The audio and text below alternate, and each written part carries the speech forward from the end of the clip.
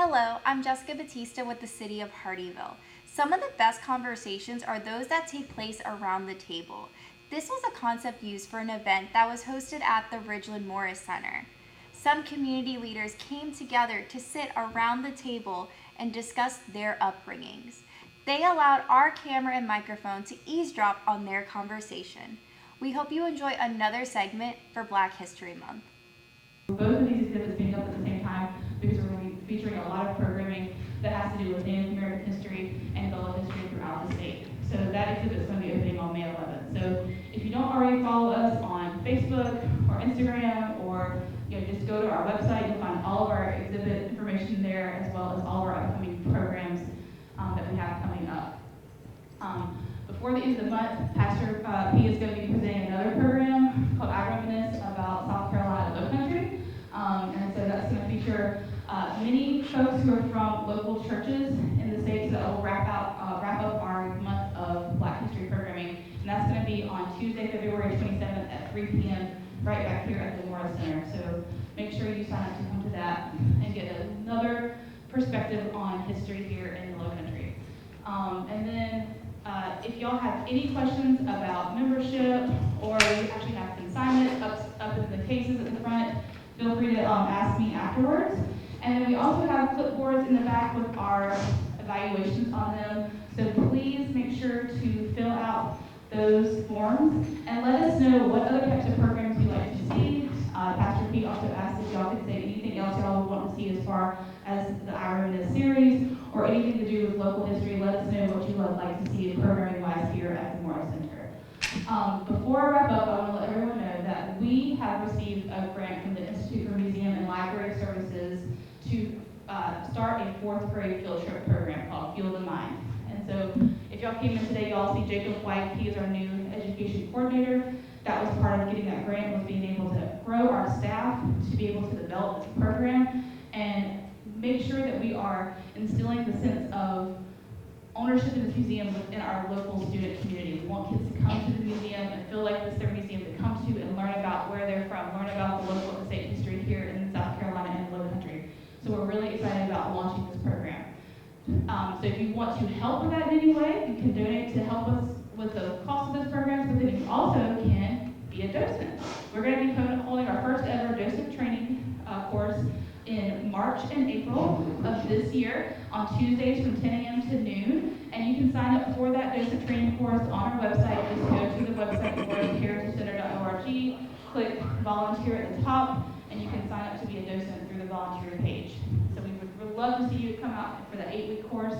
You'll learn a lot about how to be a docent, how to give tours, but then also learn a lot about the state and local history here in the area. So for folks who are from here, maybe you'll learn something new about the place that you're from and didn't know, or maybe if you're not from here, you'll learn something where you live now. So it's going to be a great way for us all to learn together. So we really appreciate anybody who wants to do that to sign up for that program. And I think that's everything. I'll go ahead. I don't know where our host is. I think she's wrapping up information with our caterer. So we have some lovely soul food for later. That's going to be really nice to dig into that. All right, come on back, y'all. We're about to get started. Pastor P, are you ready?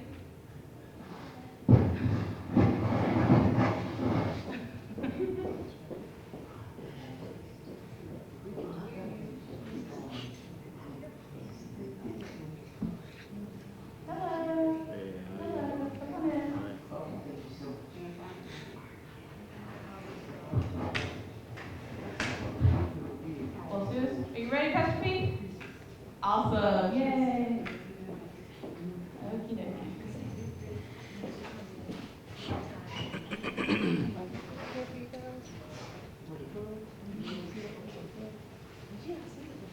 Welcome, everyone. Welcome. I'm going to do an icebreaker. If you're happy and you know it, clap your hands. If you're happy and you know it, clap your hands. If you're happy and you know it, then your face will really show. If you're happy and you know it, clap your hands. Thank you so much for indulging me. Thank you so much for allowing me to do that. I'm so excited because of not only my history and my heritage, but I'm able to share it with many of you and for those that are watching through Facebook Live. And I came here to the Morris Center last year, and I was just sharing something on my heart, because when we have time and you see the artifacts, and I tell you the story of how my dad was madly in love with my mom, because every birthday, literally every birthday after I became of age, he said, yeah, you know what? I had to work so hard to bring you here. And so we would just laugh and enjoy that he loved the work that he had to do to bring me here. And so there are many, many stories like that that I want to share. And there's some that's not so nice, but you know what? It's no way that you can make a cake without any heat. You can put all the sugar and flour, and that sugar tastes good, and all that you may put in it, but it has to go through something. It has to go through the heat to rise.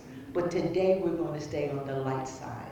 This is a month of love. And I don't know about you, but I love love. Amen. Do I get an amen? Amen. And the reason why I said that, because the Bible said, for God so loved the world that he gave us his very best, that whosoever believeth in him should not perish but have everlasting life. And with that love, if you notice, and we'll talk later individually, I change my jewelry, I change who I am. I give out hearts of love. And the ironic thing about it is people would hug me saying, you don't know how much I needed that. And all it was a heart and a mint candy. But it spoke volumes to those that I gave it to. So without further ado, and I didn't mean to get to, anyway, you know my heart. So I am so excited that this year, I'm not solo. This year I have 4 outstanding community leaders that I approached them with it, and they said yes, and I want them to be able to come and share a story with you. And what I'm asking is, everyone is going to share a story. And then after that, then we will entertain questions, because the food, you're going to be smelling that in a minute. And one thing about storytelling, at least around our home, Granny always had a pot of something on the stove. So when we come visiting, and you don't come and say you're not hungry.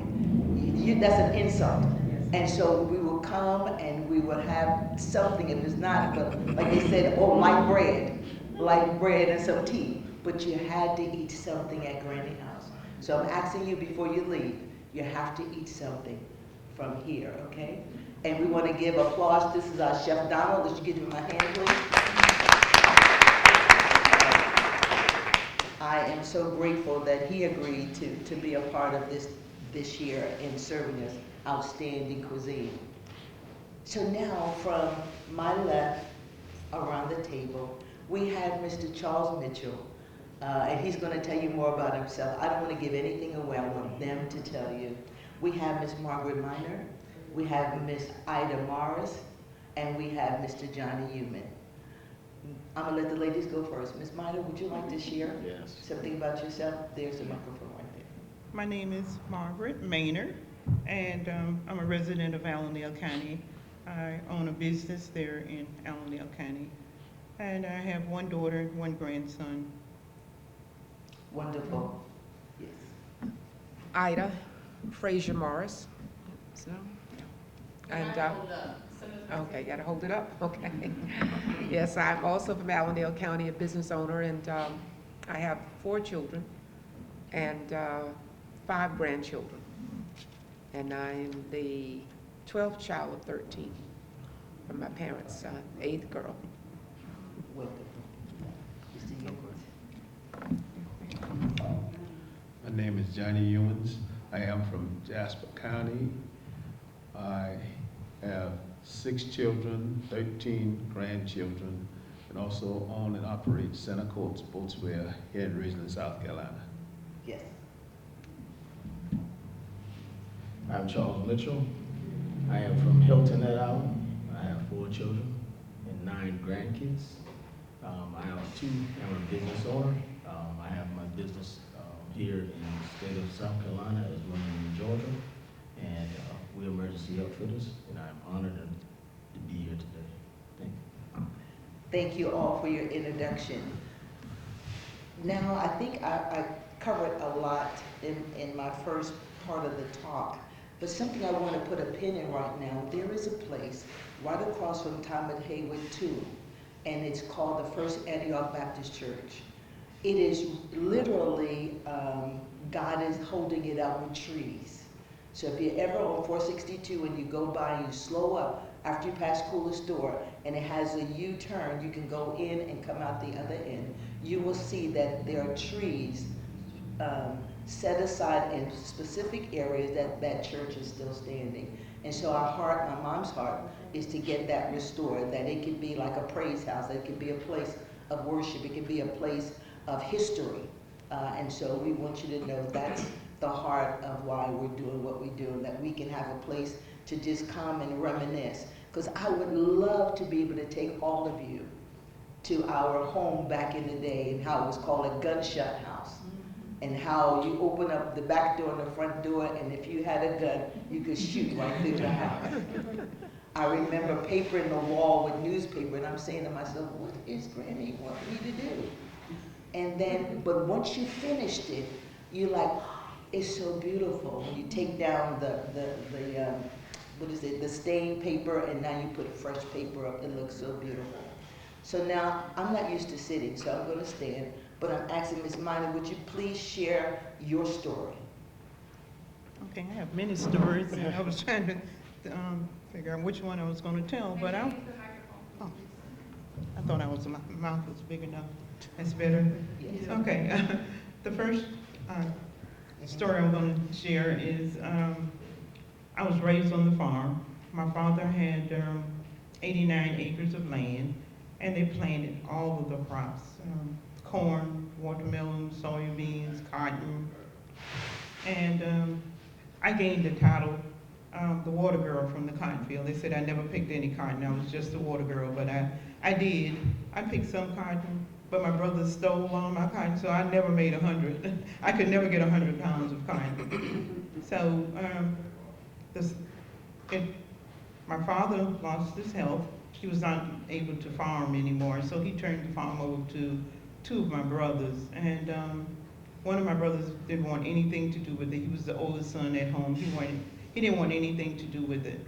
So Richard was the second brother.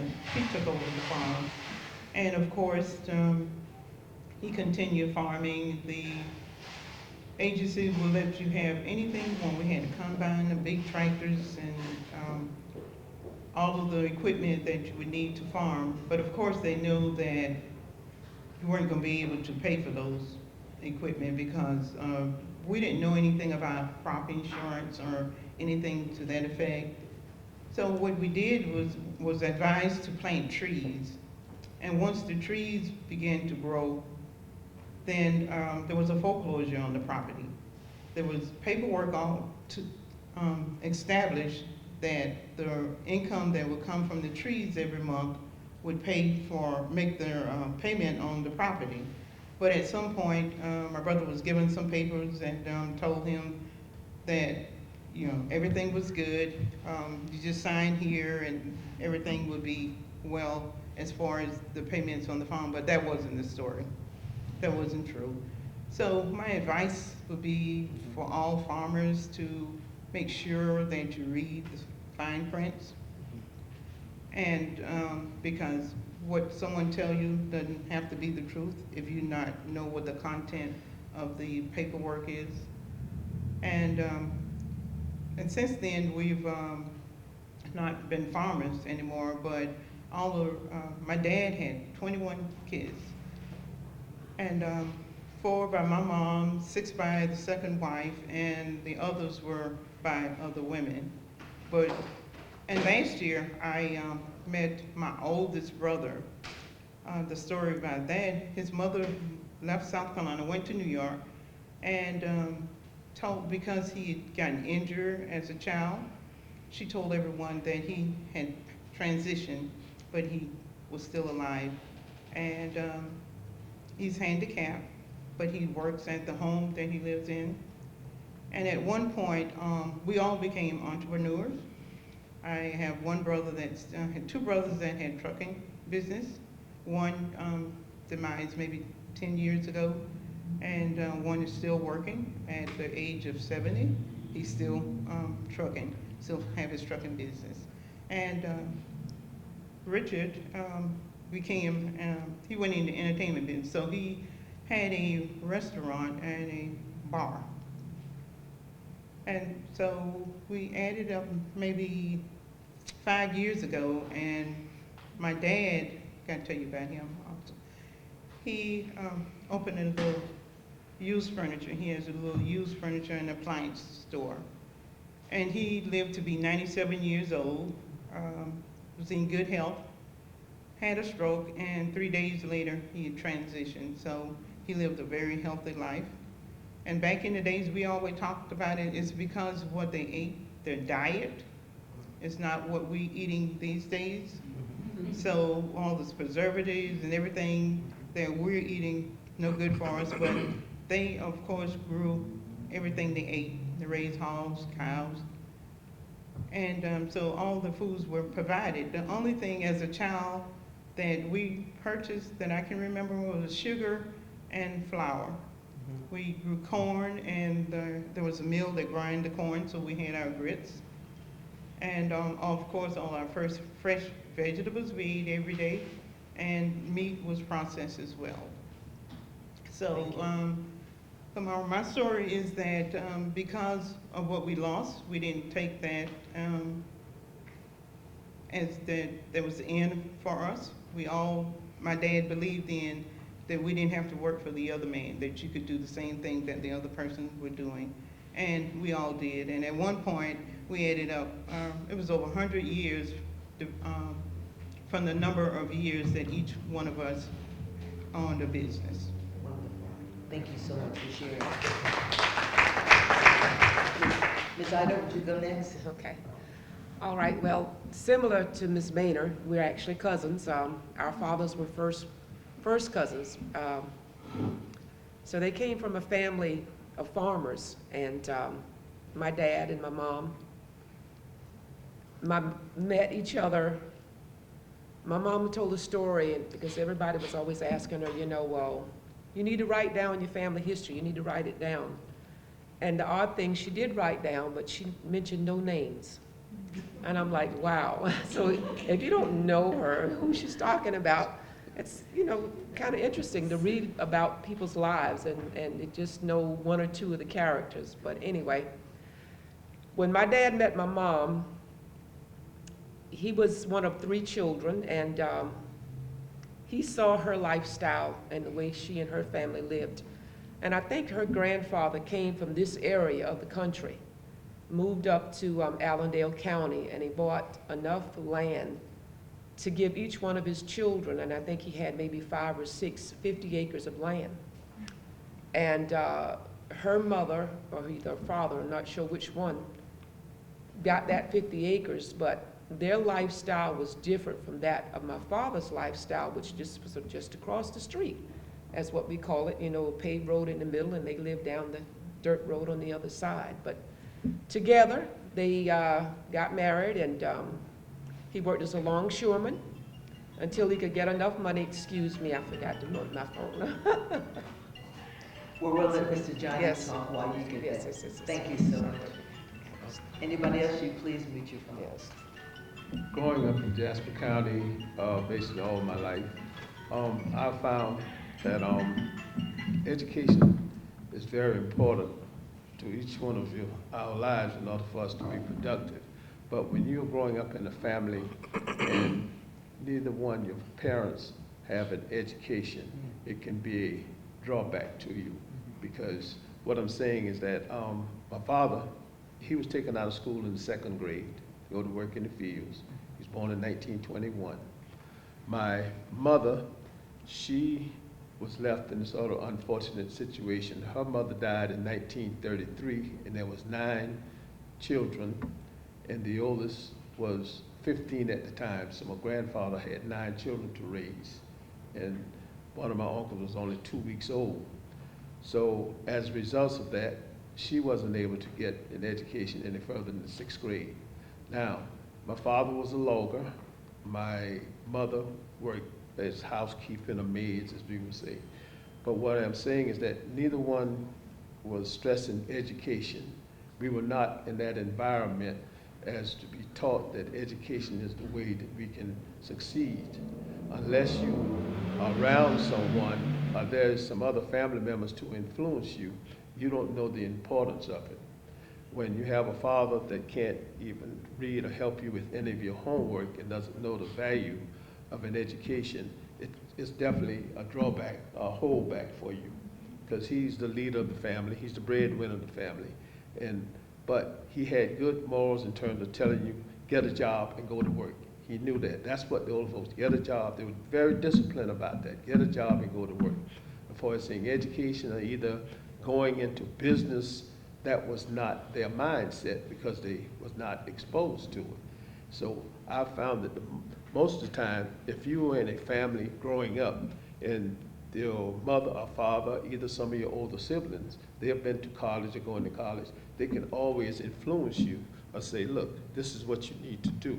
You need to go get you an education so that you can become more successful, because the difference in the pay rate of a person getting a high school diploma versus someone getting a college degree is much higher. That's what they would tell you. Statistics shows that.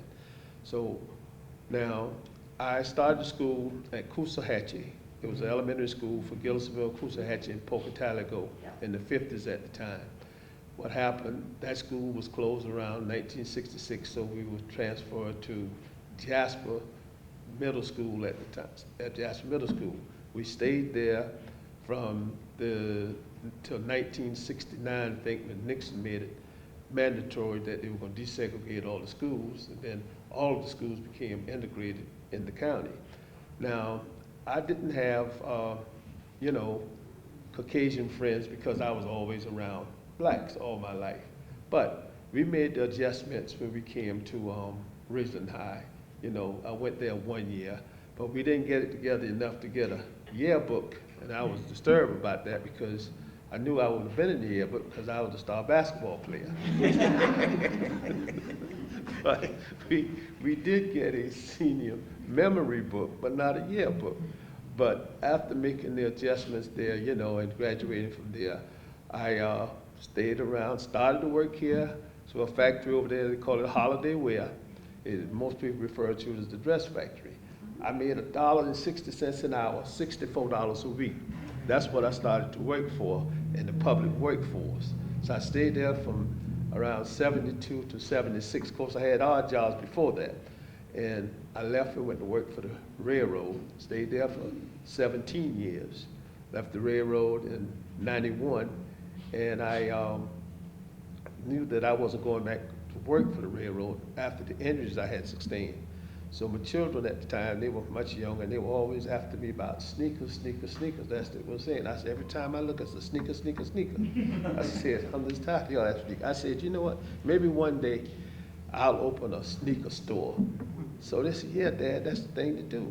So, in 93, I opened the store, and they didn't have to worry about buying any shoes then. They got all of them free. But they had some influence upon me as to why I opened the store in this area. And I saw the need because the closest place that you could find clothes, urban clothes at that time, either sneakers at that time, it was mostly Beaufort or either Savannah, 45-mile radius. So that's what inspired me to go into this business that I am now, and I'm still operating the store at this time. Outstanding. You want to say anything? You want to finish? Go ahead and finish. Okay. Well, getting back to my story, excuse the phones. You don't remember these things until they go off. But anyway, long story short, my parents got together and they bore 13 children. All grew up to be adults. And my dad had a 3rd grade education. My mother made it to the 11th grade, which was the highest at that point. And she didn't want to be a school teacher. That was the options that she had graduating, with the 11th grade education. But my dad's passion was the farm, and they started farming the land that she had and grew that. And unlike your dad, Mr. Yeomans, they stress education. You know, we didn't have an option when we graduated from high school. You were going to college. And it was after they both transitioned that we found out that they were instrumental in sending several of the community members, our family, cousins also, who wanted to go to college or they needed money to go to the city. They afforded them that, you know, from what they were able to earn from the farm. And I think in the height of their farming business, my mom wrote that they would employ 30 to 40 youth during the summertime, giving them summer jobs, you know, paying them to pick watermelon, you know, not cotton, but watermelon and cucumbers, cantaloupe, things like that. And I remember my dad at some point renting land in Georgia and packing up a watermelon to send to Japan. They were just a little small gray watermelon that would fit in a box that had to get aboard a ship and go all the way to Japan. You know, so farming life was interesting because there's a lot of things and a lot of hard work. And but that same farming life, you know, like with Ms. Maynard, it caused us to lose most of our land. Mm-hmm. And you think hard about that sometimes, but then you can find the good in it because it also allowed them to help their families. And we were able to maintain a portion of our property, and which we still have in the family today. But one of the things that always amazed me, and I didn't really think about it in a prideful way back at the time, and even not now, but my dad had a gas station. We had our own pumping station. And there were not very many farms that had their own diesel fuel and gasoline. So we didn't have to go to town to buy gas or diesel fuel. Just pull right up there to the gas station in the front yard and zoom on down the road. And I thought that was the greatest thing. And I think gas, when I started driving, was 30 cents a gallon. But education was the big thing that they pushed. And over on the table there, I have a couple of books by Dr. Jarvis that was written, I think, in the 1930s. And my father got sick when I was about 12 years old. So I watched my mom take him to the medical doctors with no relief, trying homeopathic things, and to ease the pain that he was going through. So with them pushing that education and seeing that, it led me to a place in my life when life got hard and you can't get answers from the traditional places which you're supposed to go and get answers and get a cure for this or that or the other thing. I myself ran across her old books and I started reading them. And I'm like, wow, okay, well maybe I need to try this or maybe I need to do that. And it enlightened me in a different way, you know, because we grew up with the earth, with the things that were naturally grown. And you watch a generation of people that did not have all of the illnesses that we have now. My mom was 82 years old when she passed, and she didn't have any heart disease, any diabetes or anything. She did die of pancreatic cancer. But at that time, processed food had become a big part of our life. But I remember butchering hogs and deer and taking the cows, and you know, they would kill them, but they would take them to the slaughterhouse to get, because something different you had to do to the cow than what you could do to the hog at home. But the biggest thing for me, when I graduated from college, and when I was in college, and I came home and I met a boy from Estill, and he came home that weekend. I said, we're gonna have a date when we get home.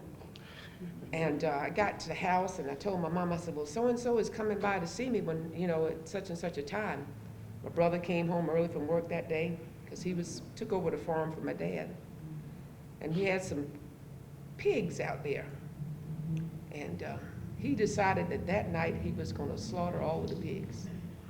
So he killed 7 hogs. And I'm ready for my date. And he said, you're not going anywhere. You're gonna stay right here and help me butcher these hogs. Needless to say, that was the last date we ever had. Because he had to hold a flashlight because it was dark and I was covered with hog guts and blood. So. But yeah, farming is a different thing. And my brother today, Barefoot Farms, Jackie Frazier still farms down in Beaufort County. Is probably one of the most famous farmers, I think, in this area.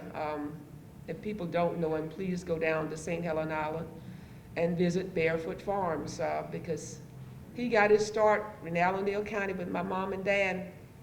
And he took over the farm after my father became ill. He graduated from South Carolina State College, and there were still 5 of us left to go through school and get our education. So he chose to give up his options of his life to come back and help on the family farm and raise the rest of us, and so that we could have the same opportunities that the older brothers and sisters did. And so, you know, farming was a good life and a hard life, and it still is a good life and a hard life. And but yeah, that's probably all I have to say about that, but I'll be glad to entertain any questions after the meeting. Your turn, sir.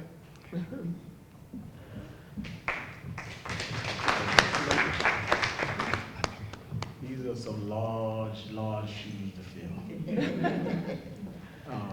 But I thank you all for your upbringing, because your upbringing also contributed to our upbringing for the younger generation, the things we had to go through. I experienced a lot of that myself. My mother, my father, my mother's from the Fusky Island. You're familiar with the Fusky Island. Any of the staff is from the Fusky Island. That's where my mother's from. And so the first language that I was learning to speak was the Gullah language. My father was in Vietnam. He was drafted in Vietnam in '69, and then he came back home. And then once he got a house and everything set up for us, then my mother moved us to Hilton Head Island. The first school that I attended to was Maryfield Elementary School. If you ever been to Fusky Island, that school was the first school that I ever walked into. When I came here on Hilton Head Island, my teachers held me back because I couldn't speak like all other children. My language was different. And the Gullah language, you talk really, really fast. Now, who you from here? And so my teachers had a problem understanding the way I spoke. And so therefore, I never forget, they were talking to my mother, and my mother was like, they were going to hold it back one more year. So they held me back. So I read real fast because we talk real fast. Now, I can tell you now that I speak a little bit different. Education was something that my parents pushed on us as well. There's 7 kids, 5 girls, 2 boys. But my father pushed entrepreneurship. If many of you know the history of Hilton Head Island, one of the first families that came to the Hilton Head Island was the Mitchell family. I'm a native islander of the Mitchell family, which was a very wealthy family. On Hilton Head Island, as a black man, as a young man coming up, once my dad got us over here, I started recognizing something that I'd never seen before, that majority of the black men on Hilton Head Island own their own businesses. You had Mr. A.C. Dreesen, who owned the convenience stores. If you go to the south end of the island, you see, well, no longer there, but Mr. A. Grant used to have Grant Seafood on Hilton Head. Mr. A. Grant had the seafood, Abe Seafood on Hilton Head. You would have Mr. Diogenes Singleton, who owned acreage of land and businesses, mechanic shops. Then you talk to Mr. Old Man Charlie Simmons. See, in 1955, there were a lot of people that would come to Hilton Head, but you had to come by boat. Well, that man who provided the transportation to come to Hilton Head Island was Old Man now Charlie Simmons.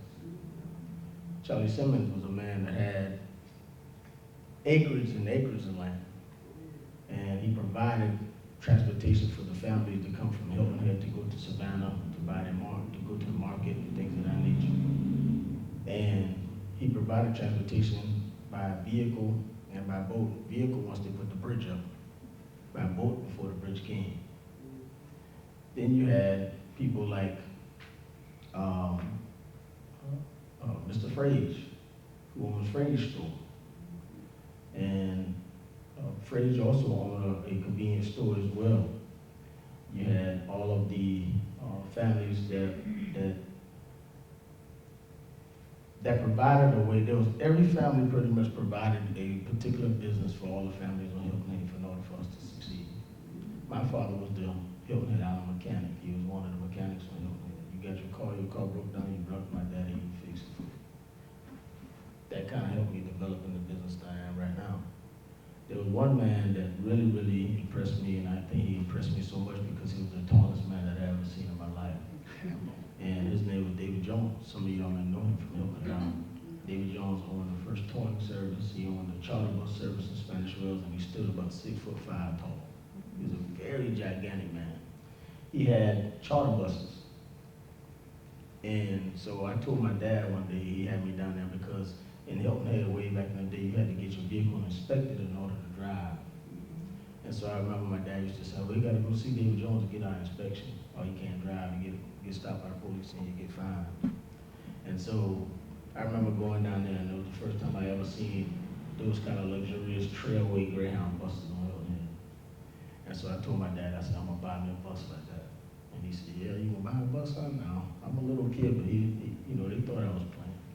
But when I turned 24 years old, that was the first investment I did. I bought a charter bus.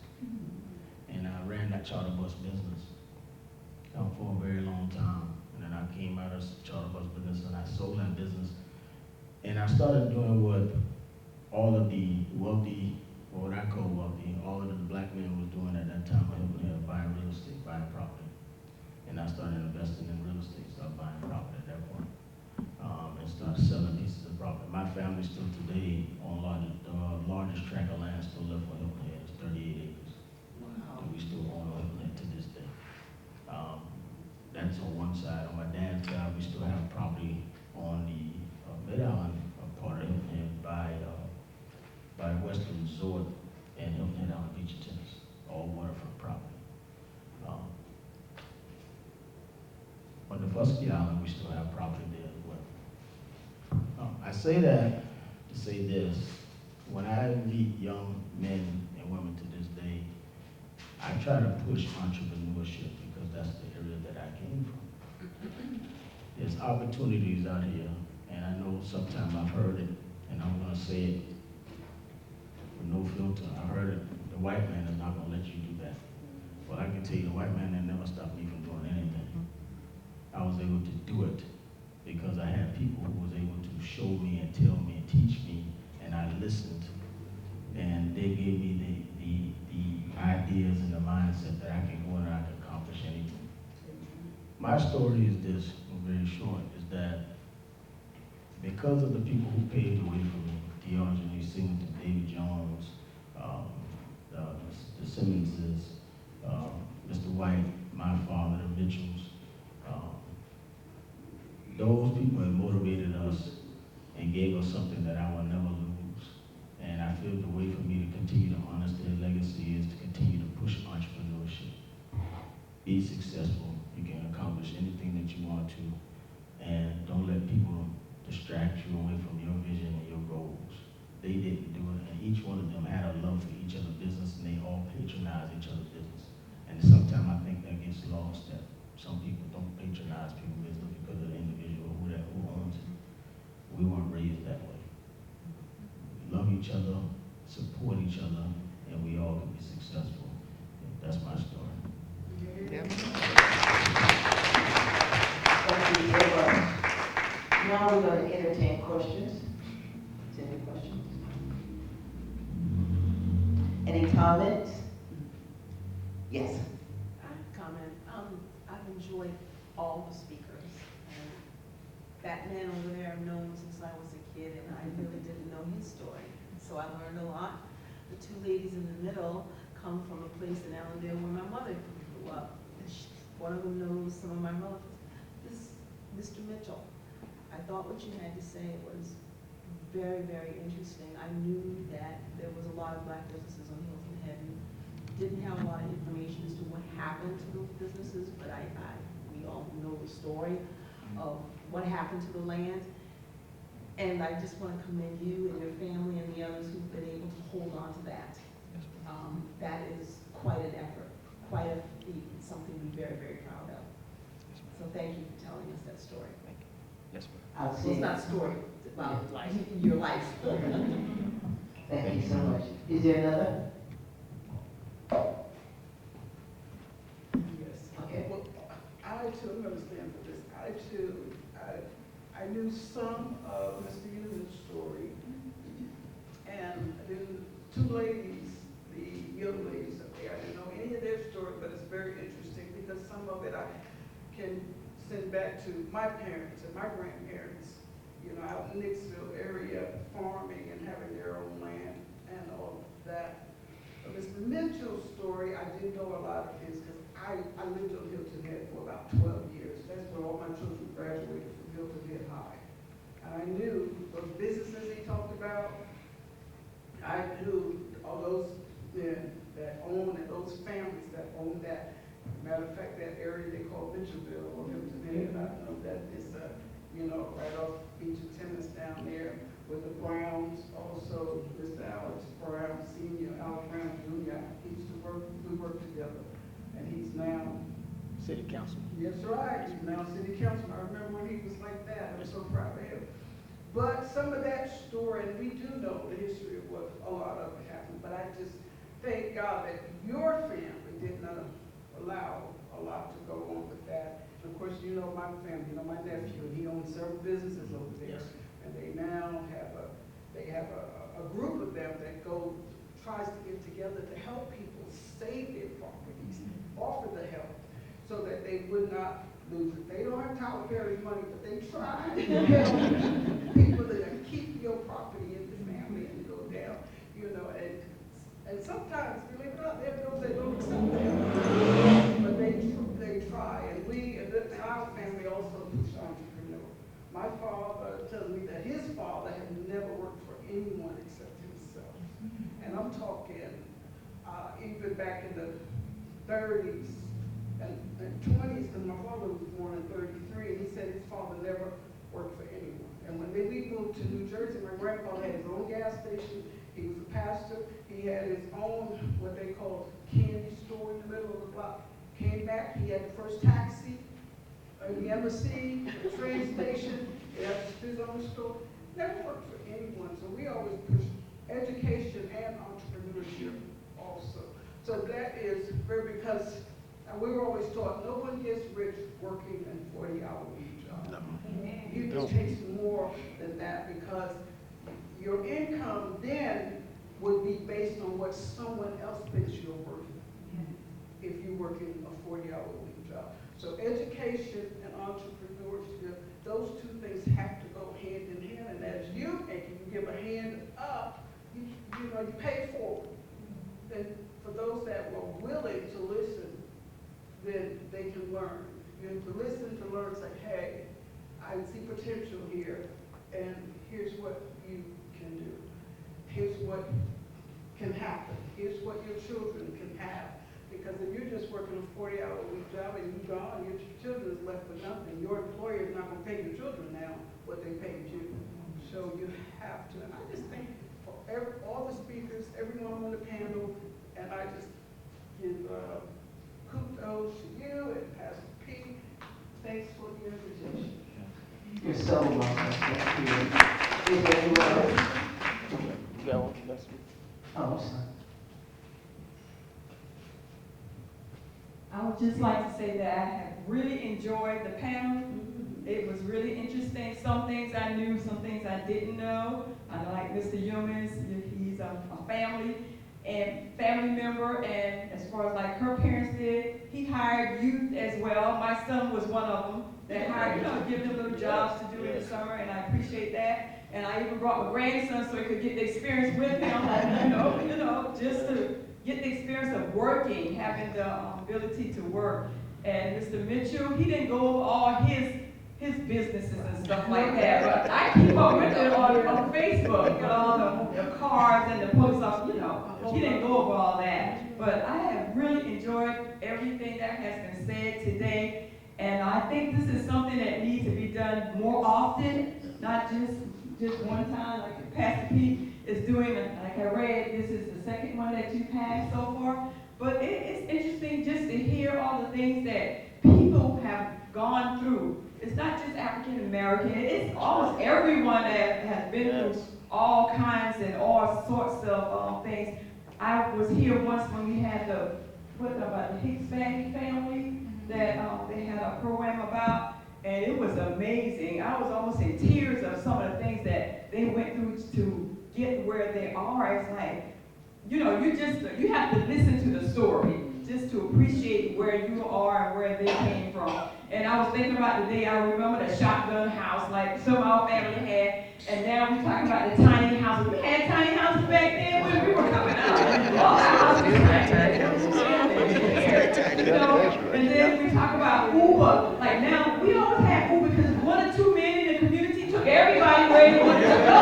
We just didn't have the name for it. But you know, I said all these things that's coming up now, we had all that before, but this wasn't the business mind of it. They were paid. Because I know someone used to take my mom around, and you know, because my dad used to go to Ohio every year and work on the farm. But they took them around and they waited like in Richmond all day for them to shop and do whatever. And but it was a nice time coming up, and I enjoy. You know, I'm not that old, but I'm old enough to remember some things, and I appreciate it. And I thank Pastor P for everything, and I thank you all for everything that you all have said. Amen. Thank you so much. Anyone else? Because I'm going to tell you the first Grammy was the first one that had an ADT service. Yes, ma'am. I'll try to make it brief. Good. I am from here, born and raised, and here, Yes. born and raised here. Worked many different jobs from here to Hilton Head. Left a lot of those jobs I live on the inherited farm. I go way back, way back. My dad inherited an acre. He bought many acres. He and mother had 3 children, and I'm the only girl. The boys don't like farming. But I retired from the rest. I still have the farm, and I still have the trees that I cut a plot and a plot and a plot whenever I need it. However, I'm a Malthus, and that Sunbeam sign, a picture of the sign on the store that's on Facebook. I have a cousin that was Miss Sunbeam, the real Miss Sunbeam, and my grandpa Malthus ran that store that sign belonged to. And Malthus's dug the first lagoons at Hilton Head. My dad worked for the state and swung the swing span bridge the last time.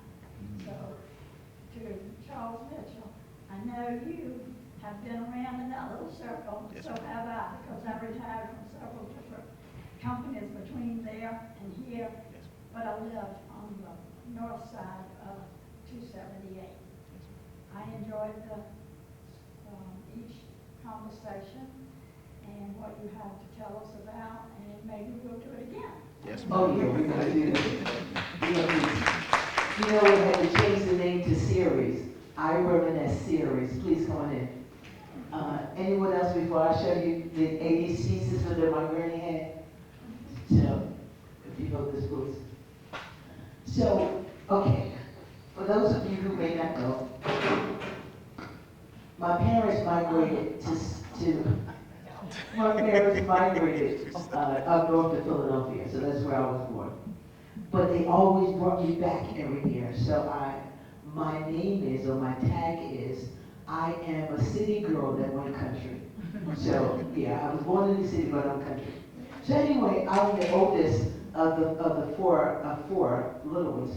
And so Granny said, Patricia, we gotta go to town. So I said, okay, Granny, we gotta go to town. All right, and talking about Gullah Geechee. And she said, now, I want you to get that there rake over there, and I want you to rake the grass. I'm saying to myself, there's no grass, Granny, this is all dirt. You have a patch of grass here and a patch of grass there. But you dare not say that to her. You dare not. If you want to live and not be spanked, you don't say anything. Anyway, so I'm raking. And I'm raking. And she said, give me this show, Ray. You ain't know what I do. And she take the rake. She said, I want you to rake like this here. And she's raking. And she's backing up. And she's raking. And it looks so nice, didn't it? all uniform, and she's raking. Didn't tell me why. So we put the rake on the outskirts of the yard, and we go to town. Now, we didn't have a car. We didn't have a telephone. So Granny got a pocketbook under her arm, and we walked, and I'm trying to keep up with her. And we walk in, and we walk actually on 462, but it wasn't as busy then. And we're walking, and she said, that looked like Cousin Johnny. She raised such a high-pitched whoop that the man scooped on brakes. And like I said, it was in a lot of traffic. He backed up. And she said, hey, Cousin John, I thought that was you. Me and my granddaughter got to go to town to buy some groceries. He said, come on in, Cousin Annie, I'm going to take you to town. And then she looked at me and she winked. So we go, and just like you said, he'll stay all day long until we're ready to come home. And so now we have the groceries in his truck, or in the trunk of his car, and we're coming back home. And she nudged me. And then she said, and so I don't know what all this means. And she said, cousin, thank you for taking me and my granddaughter to town to buy the groceries. Please, so awesome. How much do we owe you? And he said, oh, Cousin Anna, I ain't gonna charge you. And then she knew he wasn't gonna charge her. But at least she asked him. That's something for somebody today. Yeah. When people do you a favor, at least ask them. Yes. You know, do I owe you anything? Just don't assume. Right. Well, thank you, and then just get out. And then when we got to the house, before we walked to the door, she could tell us, wait a minute, I see a snake trail right here, a snake went in here. And look at that dog. I see that dog track right there. But I had no clue. It's not until she taught me. So we had the first ADT system. I just want to put that away. So I am so excited, and so now I'm going to ask the audience that you have to be a part of the next upcoming event. Now Tuesday, February the 27th, we're inviting churches. And so I have a couple of flyers. You can take a picture of it and just ask your pastor, do they want to be a part? We'll come here, but what we're going to do differently, or what we're going to add to it, we want them old-time songs. Wade in the water, wade in the water, children, wade in the water. God's gonna trouble the water. So we need the songs, okay? So we're inviting you now to talk to your pastor, let him see you tomorrow. So those of you who want to participate, Tuesday the 27th, we'll be right here from 3 to 5. I'm going to pray over the food. Any other comments? Any more? Yes, Pastor. Yes, ma'am. Go ahead. Okay. Yes, I do want to make one comment. He mentioned somebody named Mr. Singleton. Yes, ma'am. Every summer we would go to Singleton's Beach there in Hilton Head. I mean, that was the place to go, or the only place to go that we went. And so that was an enjoyable thing. I don't know if he had anything to do with it. It was his property, but we sure enjoyed it. We'll all pack up in my mama's Chevy Impala, and the big ones always complained because the little ones had to sit on them because there wasn't enough room for 10 people in a car unless you sit one on top of the other. But if it's okay, Pastor P, I'd also like Margaret and I, we work with the South Carolina Witness Project, which is a program that offers breast cancer awareness, screening, and for breast cancer and cervical cancer. And we also have another component, and it's good, and we'll probably come out on that February as well, to let the pastors know that vaccinations. Our program now includes vaccinations. For those who can't or don't get to the doctors, we can have clinic set up, come to the churches and do the vaccinations there. So anybody here in the community, you don't have to be a church, but if you have an event and you need vaccinations for your community, all the vaccinations, flu, pneumonia, COVID, booster shots, what else is there? Shingles, all of the ones that are out there now. we can get. RSV. Yes, ma'am. I think that was Yeah, it was included as all well. included. Yes, they're all included. And like I said, they'll come and set up the clinic, and that's it. Just let us know where and when, and they'll schedule a time and be there for you to do that. Okay? And thank you so much. All right, anyone else? Now, I just saw one of my friends, Miss Wendy Savage. Would you like to share with the people your upcoming event? Anybody else have announcements? You can give your announcement at this time.